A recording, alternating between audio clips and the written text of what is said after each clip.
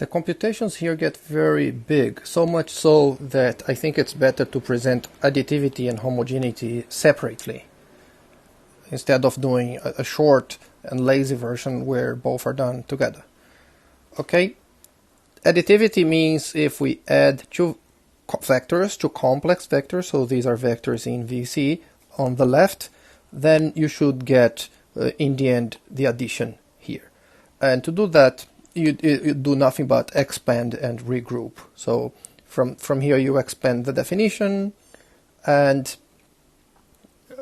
from here you group the terms. Actually, you just group u with x and v with y, and from here we use the definition of inner product, and from here to here I am using linearity in the first slot, or additivity in the first slot, for the real inner product. So this is the real inner product, and I'm writing one component here and one component already here.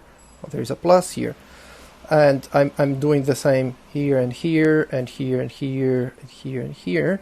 And now when we regroup these, this line and this line, we get exactly this inner product and this inner product. This will prove homogeneity in the first slot. I mean additivity in the first slot. Now we go for homogeneity. So again, what's homogeneity? We have a complex number, alpha, and we want to consider now alpha u plus v on the left slot and see that this alpha goes out of the inner product. It is rather complicated because multiplying by a complex number means the real and imaginary part of the vector will mix up together very much. So instead, I will do something a little more slick. I will use additivity to separate real and imaginary parts, and I will only work with real vectors, actually, you will see. So take two real vectors, u and v, and I'm going to work first with u alone. What happens if we multiply u by a complex number alpha? Then, of course, this alpha u is a u plus beta u, so we can substitute it here and then expand by using the definition. So here's just the definition of this complex inner product. We get these four terms here, and now we regroup them. So the terms where you have A, I put here. The terms where we have B, let's say, I put here. And this gives exactly A plus IB. I'm scratching it out and writing alpha instead. So we started with alpha here, and what we saw is that alpha is any complex number. Alpha just goes out.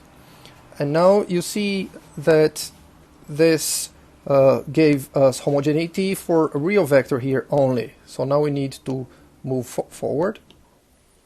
Take the vector v now instead of u. Here's v here. And now let's think, write alpha I here, and think of alpha I as a complex number. And we have already proved that if this is a real vector, a complex number goes out. So here's the complex number alpha I. So again, this is a real vector. So complex number, since it goes out, it can also go in. So we enter the I here again. So let's see what we got so far. We got that alpha u, the alpha goes out, and alpha I v, the alpha goes out and the I can stay. That's what we have collected so far. So now we don't need to talk about constants going out anymore. To conclude, we can just use additivity because we have already proved additivity in general. So it's a kind of cheating or magic or slick, however you want to phrase it, argument. So we have a complex number times a complex vector, and we want to show that this complex number goes out. How do we do that? Well, we expand this as a sum. Now we treat this part here as a real vector. Well, now we use additivity, so this sum here will split. So we get two inner products. And now we'll treat this here as a product of complex number plus by real vector, so the complex number goes out. And we have already proved that part of the complex number goes out as well, so I think, so here only alpha, I will make it go out. So alpha went out both here and here, so I'm writing it outside. It's multiplying both these terms.